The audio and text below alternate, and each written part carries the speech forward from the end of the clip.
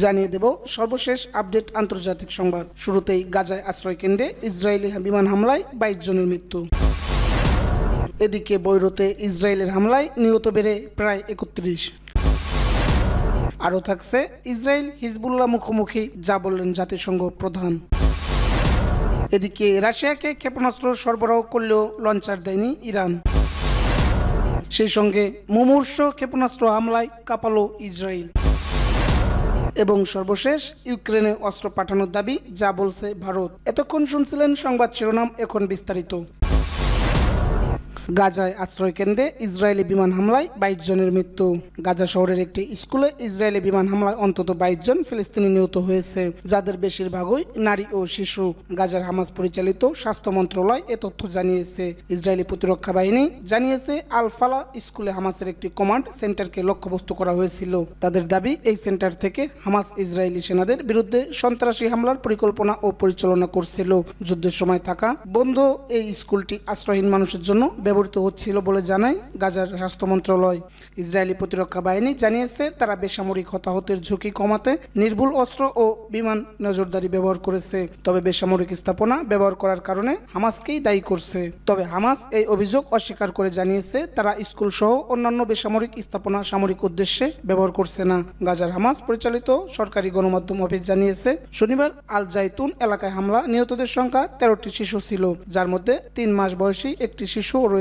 এছাড়া 6 জন নারী নিহত হয়েছে। গাজার সিভিল ডিফেন্স এজেন্সি একই মৃত্যুর সংখ্যা নিশ্চিত করে জানিয়েছে। নিহতদের মধ্যে একজন গর্ভবতী নারীও ছিলেন। শনিবার গাজার দক্ষিণাঞ্চলের মুসাবা এলাকায় স্বাস্থ্য মন্ত্রণালয়ের একটি গুদামকে টার্গেট করে ইসরায়েল হামলা চালায়। এতে মন্ত্রণালয়ের 4 জন কর্মী নিহত এবং 6 জন আহত হয়েছে বলে জানিয়েছে গাজার স্বাস্থ্য মন্ত্রণালয়। তবে তারা এই ঘটনাটি বিমান হামলা কিনা তা নির্দিষ্ট করে জানায়নি। হামাসের সঙ্গে ইসরায়েলের সংঘাত শুরু হওয়ার পর থেকে ইসরায়েলি বিমান হামলায় একাধিক স্কুলেও আঘাত হানা হয়েছে।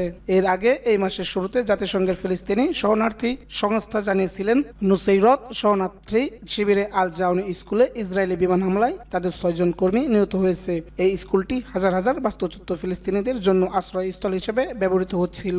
সংস্থাটি জানায় 7 অক্টোবর থেকে এই পর্যন্ত 5টি স্কুলে হামলা চালিয়েছে ইসরায়েল। ইসরায়েলি সেনাবাহিনী জানিয়েছে তারা সুনির্দিষ্টভাবে সন্ত্রাসীদের লক্ষ্য করে আঘাত এনেছে। তারা স্কুল থেকে হামলার পরিকল্পনা করছিল।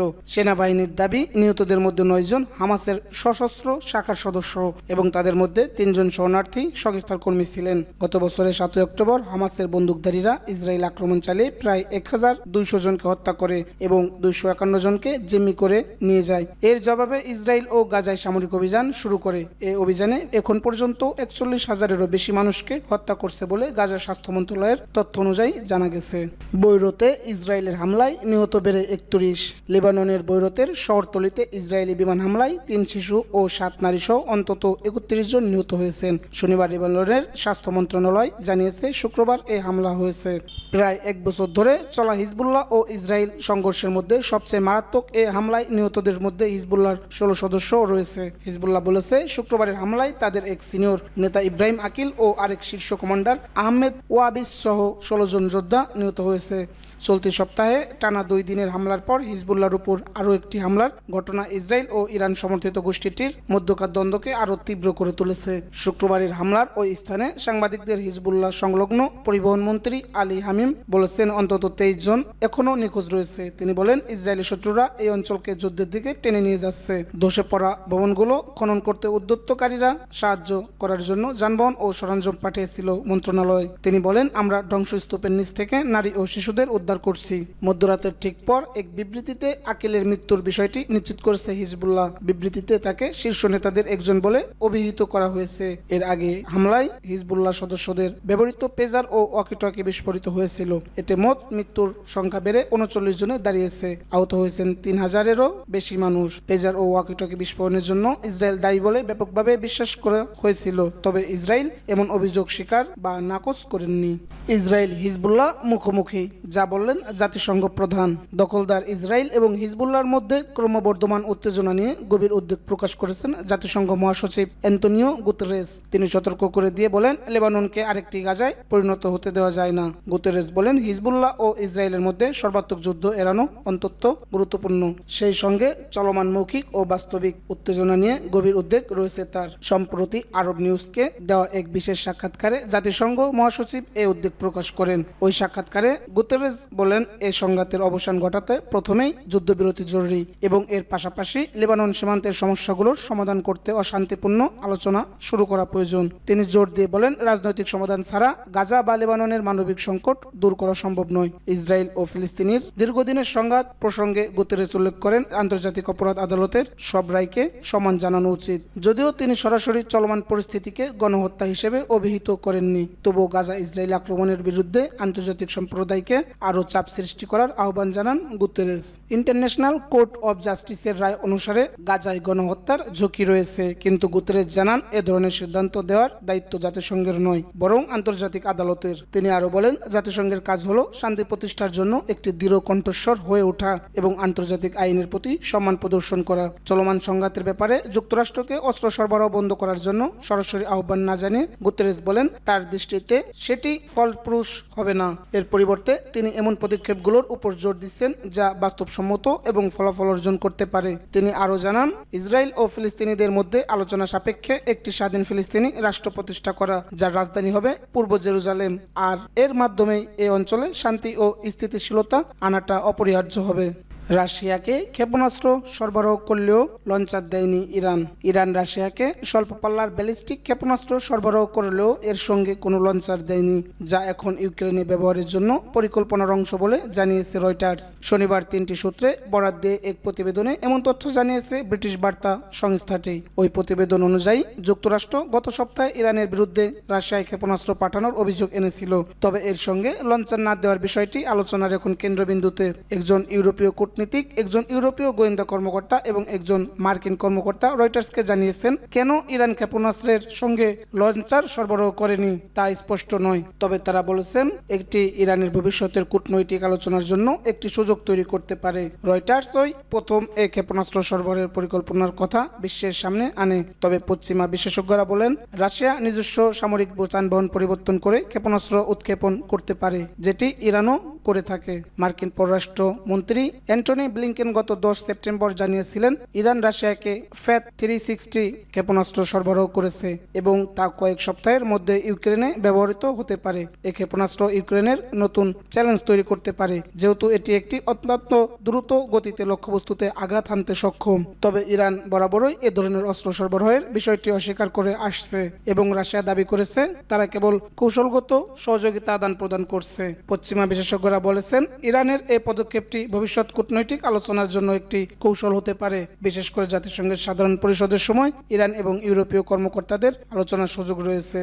অধিকতর ক্ষেপণাস্ত্র হামলায় কাঁপল ইসরায়েল। সম্প্রতি দক্ষিণ লেবাননের উপর ইসরায়েলি আগ্রাসনের প্রতিক্রিয়ায় ইসরায়েলের দখলকৃত অঞ্চলে নতুন করে ক্ষেপণাস্ত্র হামলা চালিয়েছে হিজবুল্লাহ। শনিবারের এই হামলায় অন্তত 25টি রকেট দখলকৃত উত্তর ফিলিস্তিনের ভূখণ্ডে নিক্ষেপ করা হয়েছে বলে জানিয়েছে লেবাননের সশস্ত্র গোষ্ঠীটি।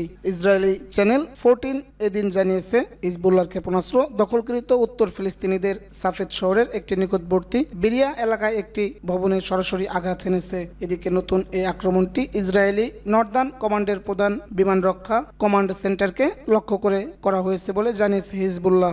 এছাড়াও হিজবুল্লাহ নিশ্চিত করেছে যে তারা কাতিউসা রকেট ব্যবহার করে ইসরায়েলের রামোট নাফতালি সামরিক ঘাঁটিতে গোলানি ব্রিগেডের সঙ্গে সম্পর্কিত 631তম রিকনিসেন্স ব্যাটালিয়নের মোতায়েন কেন্দ্রেও আক্রমণ চালিয়েছেন। এদিকে ইসরায়েলি মিডিয়াগুলো জানিয়েছে, লেবানন থেকে দখলকৃত গোলান মালভূমির দিকে নতুন করে ক্ষেপণাস্ত্র নিক্ষেপ করা হয়েছে। লেবাননের গণমাধ্যম আল মায়াদিন জানিয়েছে, হিজবুল্লাহর সর্বশেষ এই আক্রমণ ইসরায়েলি বাহিনীর দক্ষিণ লেবাননের বিভিন্ন স্থানে চালানো 70টি বিমান হামলার প্রতিক্রিয়া হিসেবে কাজ করেছে। শুক্রবার ওই ইসরায়েলি হামলায় বৈরুতের দক্ষিণ উপকণ্ঠে অন্তত 31 জন নিহত হয়েছেন। এর মধ্যে হিজবুল্লাহর সিনিয়র কমান্ডার ইব্রাহিম আকিলও ছিলেন। এছাড়া এ ঘটনায় আহত হয়েছেন প্রায় 3500 লেবানিজ। ইউক্রেনে অস্ত্র পাঠানোর দাবি, যা বলছে ভারত। ইউরোপীয় ক্রেতারা ভারতীয় তৈরি গোলাবারুদ ইউক্রেনে সরবরাহ করেছেন, এমন একটি প্রতিবেদন প্রকাশ করেছিল বার্তা সংস্থা রয়টার্স। তবে বৃহস্পতিবার প্রকাশিত প্রতিবেদনকে প্রত্যাখ্যান করছে ভারত। ভারতের পররাষ্ট্র মন্ত্রণালয় জানিয়েছে এটি কাল্পনিক এবং ভ্রান্ত। শুক্রবার ব্রিটিশ সংবাদ মাধ্যম বিবিসির প্রতিবেদনে উঠে আসে এই তথ্য।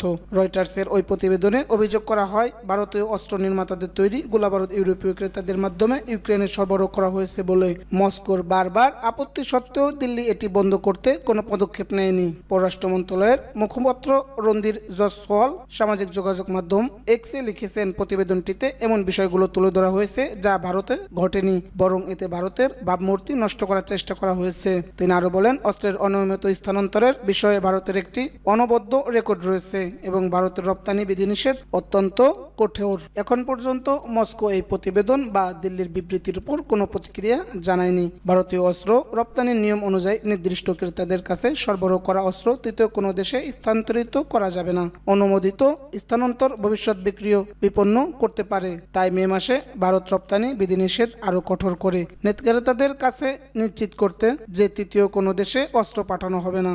রয়টার্সের প্রতিবেদনের নাম প্রকাশে অনিচ্ছুক ভারতীয় ও ইউরোপীয় সরকারি এবং প্রতিরক্ষা শিল্পের কর্মকর্তাদের পাশাপাশি শুল্ক তথ্যের উদ্ধৃতি দিয়ে বলা হয়েছে, ইউক্রেনে ব্যবহার করা গোলাবারুদের একটি ক্ষুদ্র অংশ ভারত থেকে উৎপাদিত, যা কিয়েভের মোট অস্ত্র আমদানির 1%-এরও কম। প্রতিবেদনে আরও বলা হয়েছে, ইটালি এবং চেক প্রজাতন্ত্র সহ বেশ কয়েকটি ইউরোপীয় দেশ ভারতীয় গোলাবারুদ ইউক্রেনে পাঠাচ্ছে। মস্কো অন্তত দুইবার দিল্লির সঙ্গে এই বিষয়টি উত্থাপন করেছে। এর মধ্যে একটি ছিল জুলাই মাসে উভয় দেশের পররাষ্ট্রমন্ত্রীর মধ্যে বৈঠকে। ভারত রাশিয়ার বিরুদ্ধে সরাসরি সমালোচনা থেকে বিরত থেকেছে। অবশ্য ভারতের এমন আচরণের বিরক্ত পশ্চিমা শক্তিগুলো। তবে ভারত সবসময় দেশগুলোর আঞ্চলিক অখণ্ডতা এবং সার্বভৌমত্বের প্রতি সম্মানের গুরুত্ব সম্পর্কে কথা বলা আসছে। যুদ্ধে বন্ধে কূটনীতি এবং আলোচনার জন্য ভারত বারবার আহ্বান জানিয়েছে।